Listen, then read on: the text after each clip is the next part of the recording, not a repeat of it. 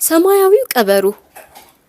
በአንድ ወቅት ብዙ ጊዜ ምግብ ፍለጋ ወደ መንደር የሚሄድ ቀበሮ ነበር።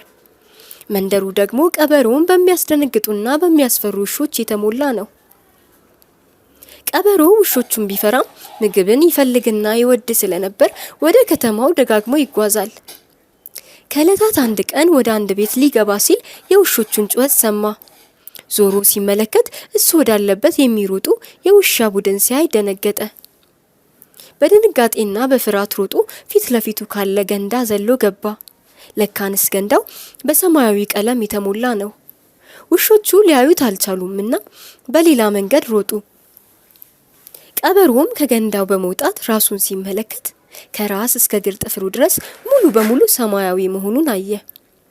ከእንስሳት ሁሉ እንደተለየ ባየ ጊዜ ቀበሮን ማንም ሊያውቀው ስለማይችል በጫካ ውስጥ ያለ ማንንም እንስሳት በቀላሉ ሊያታልል እንደሚችል ባወቀ ጊዜ በጣም ተደሰተ። እሱ እንዳሰበው ሁሉ በጫካ ውስጥ ያሉ ሁሉም እንስሳት እንደዚህ ያለ ያልተለመደ እንስሳ ሲያዩ ተገረሙ። ትንሾቹ እንስሳት አንበሳውና ነብር ሁሉም ማን እንደሆነ ማን እንደላከው ጠየቁት። እሱም እንዲህ ብሎ መለሰላቸው። እኔ እናንተ እንድጠብቅ ሩቅ አገር ካለ ንጉስ ተልኬ ነው የመጣሁት። ስለዚህ ከዚህ በኋላ የጫካው ንጉስ እሆናለሁ አለ። በዚህ ጊዜ አንበሳው ሁሌም የጫካ ንጉስ እኔ ነበርኩ ሲል ተቃወመ። ቀበሮም ካሁን ጀምሮ ያ መለወጥ አለበትና ሁላችሁም እኔ ማገልገል አለባችሁ አለ። እንደ ነብር ያሉ አንዳንድ እንስሳት እሱን ካልታዘዙ ምን እንደሚፈጠር ጠየቁት። ቀበሮም የላከኝ ንጉስ ራሱ በመምጣት ጫካውን ያጠፋዋል ብሎ መለሰ።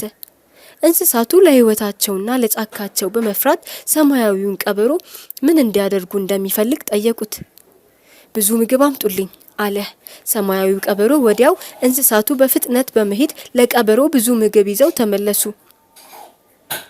በጣም ብዙ ምግብ ስለነበረው የተረፈው ለሌሎች እንስሳት ሰጠ እና በየቀኑ ትኩስ ምግብ እንዲያቀርቡለት ነገራቸው።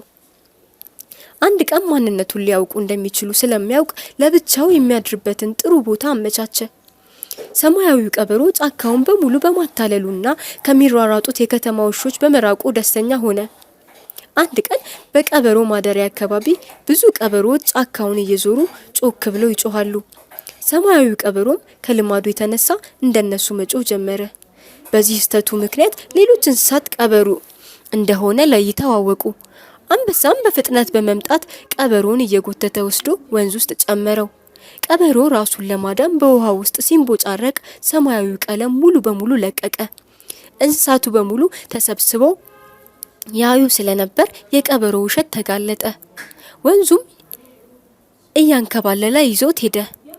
ተረቴን መልሱ፣ አፌን በዳቦ አብሱ። ሁልጊዜ እውነተኛ እንሁን። ያልሆነውን ነን ማለትና መዋሸት ያዋርዳል። ውሸት ደግሞ መታወቁ አይቀርም።